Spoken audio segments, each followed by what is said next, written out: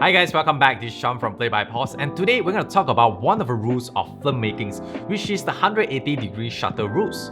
So before we go any further, let's understand what this is.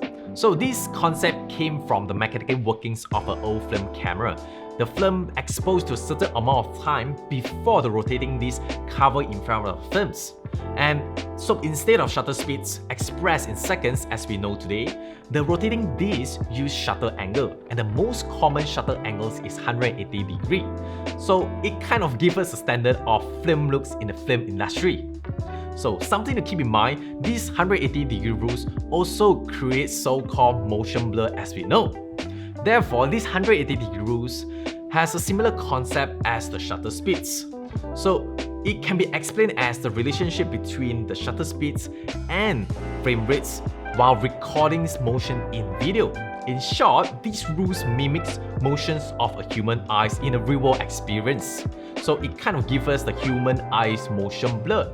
These 180 degrees also state that you should set your shutter speeds double to your frame rates, so to get the standard motion blur. So for example, right now I'm shooting 30 frames per second, and I should set 1/60th a second to get standard motion blur.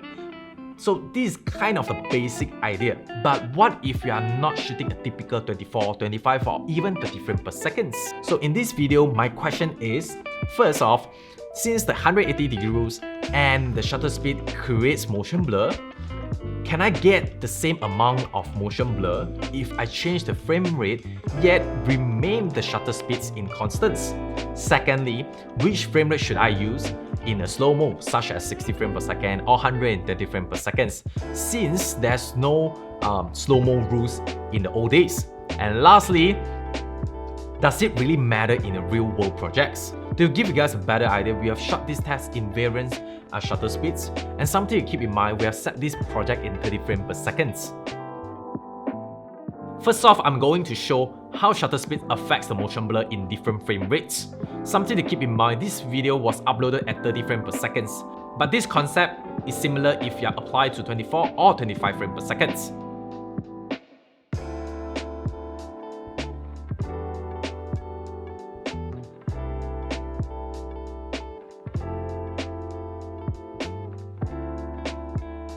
Going through the shots, I can tell you that the amount of motion blur is directly affected by the shutter speed alone, and it doesn't matter which frame rate you are using.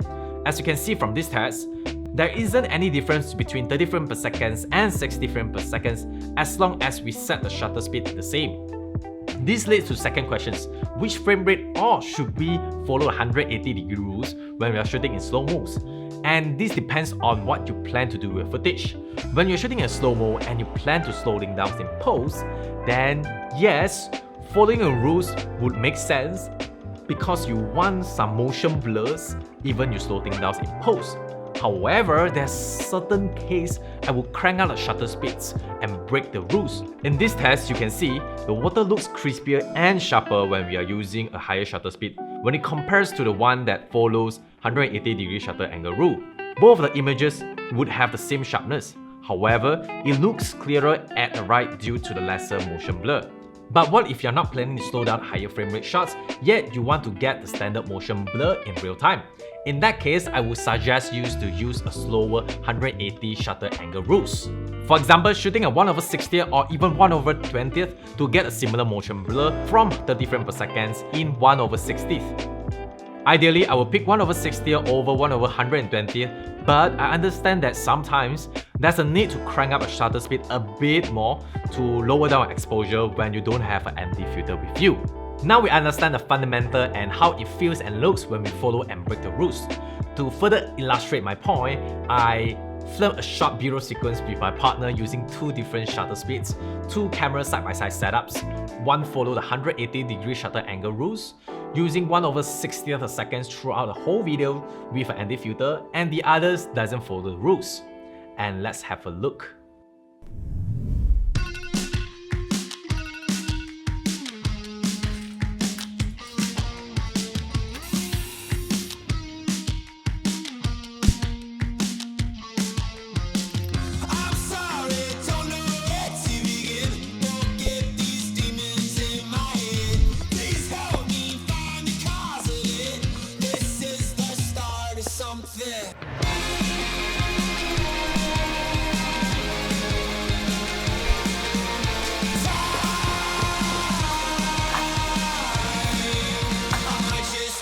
like this.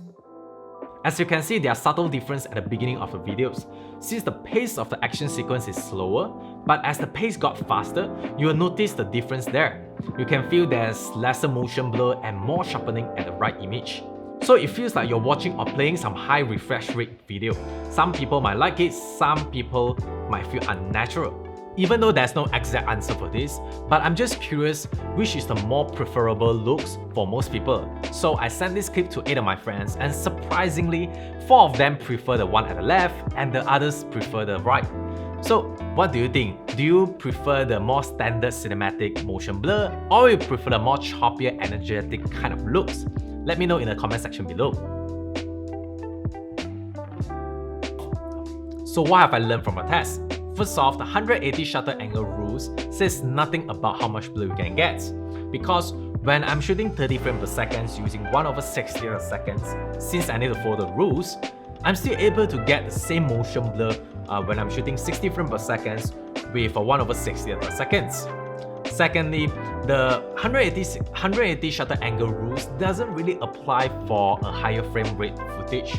As you can see, when you intend to slow things down in post, you wouldn't notice the motion blur that much. With a faster shutter speed, you're just able to see things better. For example, this shot we took during one of the wedding projects. This shot looks sharp and beautiful when we can see all the confetti clearly without any motion blur. Sometimes it's better to crank up shutter speed for post-process, such as keying, stabilizing, and trackings. Coming from post-production backgrounds, I understand that motion blur can be an issue for green screens. So you can try to use a higher shutter speed when you're doing some green screen work. Another thing is tracking and stabilizing. Since the algorithm will struggle to find the pixel they are looking for when there are too much of blur, and you might end up fixing it manually. To solve it, you can use a faster shutter speed to make your stabilizations and tracking process way easier and smoother. Another scenario would be fast motions and faster paced projects. Personally, I will use it for projects like sport events, weddings, fitness commercials, or even the B-roll sequence I shot earlier, because it's easier, faster, sharper, and it's suitable for action sequence. In other way rounds, you should always stick with the rules for anything involved real time. For example, like what I'm doing right now, I know I'm not going to slow down the shots and I want the natural motion blur.